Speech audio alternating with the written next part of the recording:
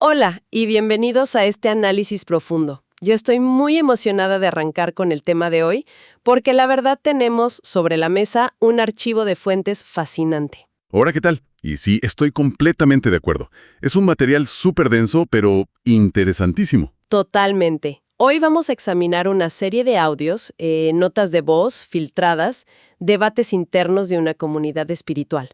Y esta comunidad está atravesando, o más bien debatiendo, intensamente un cambio de paradigma radical. Ajá. Un cambio sobre cómo interpretan sus propios textos sagrados y sobre todo cómo entienden la naturaleza del sufrimiento humano. Quieren dejar atrás la tragedia. Exacto. Quieren dejar de identificarse con el dolor para enfocarse exclusivamente en lo que ellos llaman una vida abundante.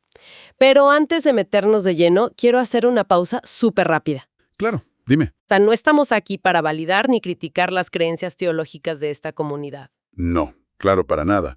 Nuestro objetivo es puramente analítico. Queremos revisar de manera objetiva los argumentos, las anécdotas y, bueno, los conceptos psicológicos que ellos mismos discuten en sus audios. Así es. Así que bien, vamos a desempacar esto, porque este cambio de mentalidad, según los audios, no surge de la nada. No, para nada. Comienza con una relectura total de las figuras más famosas de su historia bíblica. Y para entender esta vida abundante, primero hay que ver qué exactamente lo que están intentando dejar atrás. Ujú. Que por lo que escuché en las fuentes es básicamente la costumbre de romantizar el sufrimiento. En los audios se quejan mucho de esto. Dicen que los creyentes tienen la mala costumbre de identificarse con personajes trágicos del Antiguo Testamento. Sí, el clásico síndrome de Job le llaman a veces. Exacto. Dicen cosas como, ay, tengo los problemas de Job o estoy pasando por la depresión de Elías. Pero luego, una de las voces en los audios lanza un argumento teológico brutal, usando el pasaje de la Transfiguración. ¿El de Mateo 17? Ese mero, donde aparecen Moisés, que bueno, representa la ley, y Elías, que representa a los profetas. Y están ahí junto a Jesús. Y el detalle clave ahí es la interrupción divina. Una voz del cielo los interrumpe y dice, «Este es mi Hijo amado, a él oíd».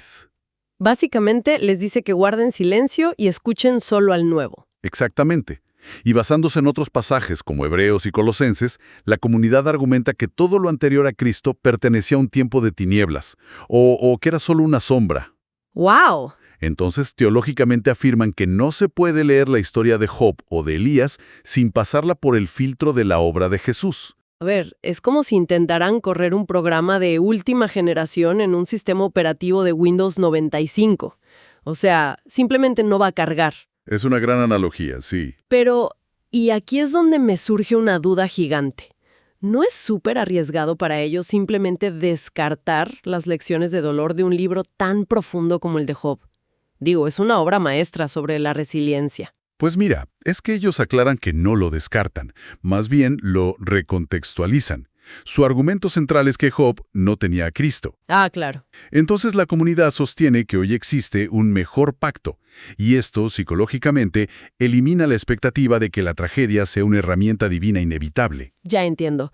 O sea, si eliminas la idea de que Dios envía tragedias al estilo de Job para dar lecciones, surge una pregunta obligada que, de hecho, causa mucha fricción en los audios. La pregunta del millón. Sí, entonces, ¿por qué pasan cosas malas? Y aquí es donde introducimos a un personaje, mencionado en las fuentes, al que llaman Patricio. Uy, Patricio. Él representa a la vieja guardia totalmente. Totalmente. Patricio cree firmemente que Dios usa el mal, las enfermedades, la opresión financiera para enseñar y forjar el carácter. Pero las otras voces en los audios rechazan esto de manera categórica. Se oponen rotundamente y se apoyan en Juan 10:10. Hacen una separación estricta. Dicen, el ladrón, o sea, Satanás, viene a robar, matar y destruir. Mientras que Jesús viene a dar vida en abundancia, o sea, plenitud y propósito. No hay zonas grises para ellos. Y para defender esto usan un argumento muy humano, que me pareció fascinante. Una de las oradoras en el grupo menciona a los propios padres que están ahí en la congregación. Menciona a Nico, a Carlitos y al propio Patricio. Y les hace una comparación directísima. Sí. Les dice, A ver, si un padre nano jamás mataría de hambre a su hijo por ser un mal administrador, solo para darle una lección de finanzas, ¿por qué pensar que Dios sería más cruel que un humano con defectos? Claro, es cuestionar la disonancia de adorar a un Dios al que le atribuyes cosas que serían abuso infantil si las hiciera una persona. Exacto. Pero, a ver, a pesar de esta teoría tan impecable, hay una historia en las fuentes que pone a prueba todo este discurso. Es impactante. La del hombre del infoproducto, ¿verdad? Esa misma.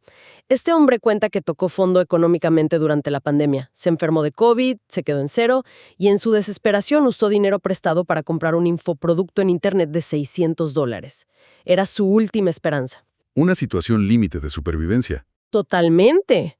Y resulta que a los 15 días sus ventas explotaron de una manera que él mismo describe como humanamente imposible.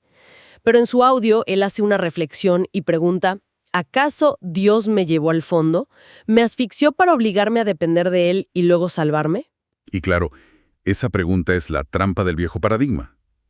Pero la síntesis que hace la comunidad frente a esto es interesantísima. La respuesta es un no rotundo. Dios no lo llevó al fondo. ¿Y cómo lo explican entonces? Usan la metáfora de un león y un rebaño. Dicen, el diablo o el mal es el león que quería destruirlo cuando estaba aislado y vulnerable por la pandemia y la economía. Ajá. Pero Dios, que es el pastor, no le mandó al león. Simplemente usó esa vulnerabilidad que ya existía para atraerlo a la protección del rebaño, a la congregación. De hecho, le pidió que se bautizara como testimonio público. O sea que el mal es obra exclusiva del león, pero la provisión en medio del ataque es obra de Dios. Exactamente. Separan la autoría del sufrimiento de la autoría del rescate. Ok, entiendo la lógica, pero esto nos lleva a un nivel de disonancia cognitiva y a una práctica radical de la fe que la verdad es difícil de procesar, porque si Dios ya proveyó todo, ¿por qué la gente de esta comunidad sigue sufriendo o incluso sintiendo culpa? Bueno, ahí entra su definición extremadamente literal de la obra de la cruz. Y es que aquí es donde se pone realmente interesante. Las fuentes afirman que sentir culpa por un pecado pasado o incluso no sentirse sano físicamente significa que no has entendido la cruz. Citan a Isaías diciendo: por sus llagas fuimos curados. Lo toman como un hecho consumado, no como una metáfora. Exacto. Y para ilustrar esto hay que contar la historia del dedo del pie de Jimena. Su sobrinito le saltó encima del dedo meñique con todo su peso. Uy, solo de escucharlo duele. Le causó un dolor terrible, un moretón enorme, se le hinchó al doble. Y su familia, que no comparte estas creencias, se burlaba de ella por hablar tanto de fe y sanidad frente a un dedo claramente aplastado. ¿Y qué hizo ella? Se fue al gimnasio. Se fue al gimnasio, caminó, soportando cada punzada de dolor, comportándose y declarando en voz alta que estaba sana. Porque su fe le dicta creer en la palabra por encima de sus síntomas físicos. Y desde un punto de vista analítico, esto roza una disonancia cognitiva extrema. Totalmente. ¿Cómo justifican ignorar la realidad física de esa manera? O sea, el dedo está morado. Pues mira, para ti y para mí puede parecer disonancia, pero para ellos, el experto te diría que esta es la definición técnica de la fe según Hebreos 11:1. Es actuar en el mundo físico como si ya se tuviera lo que se espera. Actuar a pesar de la evidencia contraria. Exacto. En los audios lo comparan con el pueblo de Israel en el desierto. Dios les regaló la tierra prometida. El título de propiedad ya era suyo, pero el territorio estaba lleno de gigantes. Ah, claro, tenían que entrar a pelear. Así es. De igual forma ellos dicen que las promesas de paz, de salud o de inocencia ya están dadas. El dolor en el pie de Jimena es solo un gigante invasor. Y aceptar la culpa o decir, sí, estoy enferma, es visto literalmente como deshonrar la cruz. Deshonrar la cruz, wow. Es una carga psicológica fuertísima, porque convierte cada dolor de cabeza o cada problema en un campo de batalla teológico donde no puedes ceder ni un milímetro. Ni un milímetro. Y esa misma militancia cambia drásticamente la manera en que se comunican con Dios. Sí, pasamos del segmento de aguantar el dolor al segmento de exigir. De mendigar a exigir, porque esta forma de fe militante transforma sus oraciones por completo. Ya no piden desde la tristeza, sino desde una autoridad que casi asusta.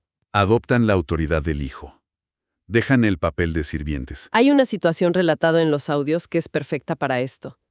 Un orador cuenta cómo cambió su forma de pedir en medio de una crisis laboral.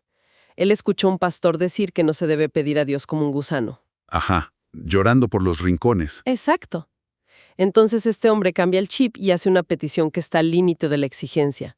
Se planta y dice, soy tu hijo, necesito que me ayudes a solucionar esto ahora, no mañana, ya. Es un tono desafiante para la religión tradicional. Sí roza la insubordinación bajo el viejo paradigma.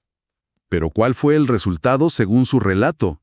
Menos de 5 horas después, una deuda laboral que le debían fue pagada de la nada. Y además un cliente indeciso lo contrató ese mismo día. Así es. Y para él y para la comunidad, esto es la prueba de que el sistema funciona. Y teológicamente conectan esto con Romanos 5:17, que habla de reinar en vida. Pero la explicación psicológica que dan, y que es brillante, es a través de la historia del hijo pródigo. Ujú. La parábola famosísima. Sí, pero no se enfocan en el hijo que se va y malgasta todo. Ponen el foco en el hermano mayor, el que se quedó trabajando. El hermano mayor se enojó muchísimo porque el padre hizo una fiesta para el hijo rebelde, y a él nunca le dieron ni un cabrito para festejar. Sí, se llena de resentimiento. Exacto. ¿Y qué le responde el padre? Le dice, hijo, tú siempre estás conmigo y todo lo mío es tuyo. Y aquí el analista de la comunidad señala el núcleo del asunto. A ver. La tragedia para esta comunidad no es que Dios sea tacaño o no quiera dar. La verdadera tragedia es que los individuos no toman lo que ya es suyo por derecho de gracia. Operan con mentalidad de escasez.